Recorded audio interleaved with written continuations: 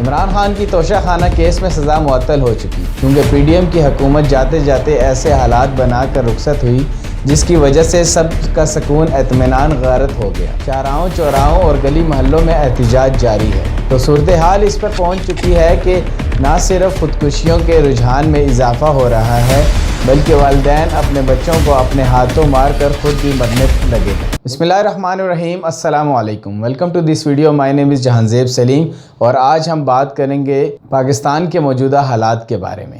عمران خان کی توشہ خانہ کیس میں سزا معطل ہو چکی۔ ہمیں اس ایشو پر بات کرنی ہے لیکن عوامی دکھ درد کے سامنے یہ خبر نہیں لگتی کیونکہ ملک میں اس وقت غریبوں پر ظلم کے پہاڑ ٹوٹے ہوئے ہیں۔ ان کا اشتعال بلندیوں کو چھو رہا ہے لیکن تمام سیاسی جماعتیں عملاً خاموش ہیں۔ ہر مکتبہ فکر سڑکوں پر ہے، مہنگائی سے تنگ شہری بجلی کے بل دیکھ کر بفرے نظر آتے ہیں۔ عوام کا ایسا شدید رد عمل زیادہ حیران کن نہیں کیونکہ پی ڈی ایم کی حکومت جاتے جاتے ایسے حالات بنا کر رخصت ہوئی جس کی وجہ سے سب کا سکون اطمینان غارت ہو گیا۔ شاہراہوں چوراہوں اور گلی محلوں میں احتجاج جاری ہے تو صورتحال اس پر پہنچ چکی ہے کہ نہ صرف خودکشیوں کے رجحان میں اضافہ ہو رہا ہے بلکہ والدین اپنے بچوں کو اپنے ہاتھوں مار کر خود بھی مرنے لگے ہیں۔ لیکن سوال یہ ہے کہ اس بدترین صورتحال کا حکومتی حلقوں کو ادراک ہے؟ بظاہر حکومتی صفوں میں اطمینان اور آسودگی دیکھ کر اس کا جواب نفی ہی بنتا ہے۔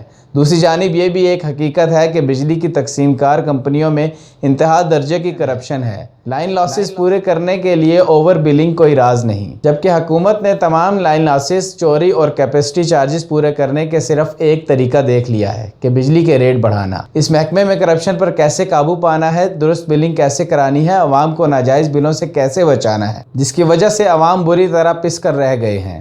آج ہی خبر آئی ہے کہ بجلی کی قیمت 2 روپے فی یونٹ مزید اضافہ کیا جا رہا ہے۔ شاید ایسا کرنا آئی ایم ایف کے ساتھ معاہدے کی مجبوری ہو، مگر دوسری طرف یہ بھی ایک تلخ سچائی ہے کہ عوام کی سخت جواب دے گئی ہے۔ نگران حکومت بھی کچھ اچھا کرنے کی امید نہیں رکھتی۔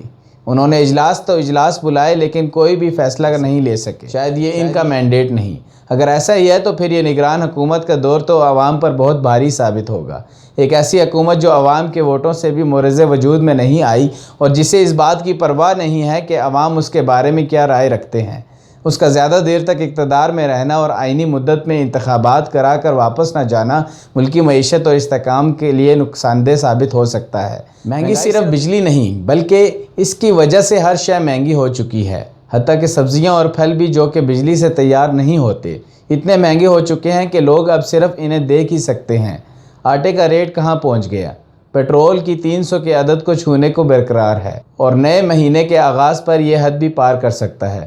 ڈالر بے قابو ہو گیا ہے، 15 دنوں میں اتنی تیزی سے اوپر گیا ہے جیسے اسے اوپر لے جانے والا مافیا نگران حکومت کے انتظار میں بیٹھا تھا۔ حالات یہ ہے کہ 3.5 سال کی حکومت رہی تو 16 ماہ کی حکومت پر تنقید کر رہی تھی، لیکن اس کے ساتھ 16 ماہ حکومت میں عیاشیاں کرنے والے اب اس مہنگائی کا بوجھ اٹھانے کو بھی تیار نہیں۔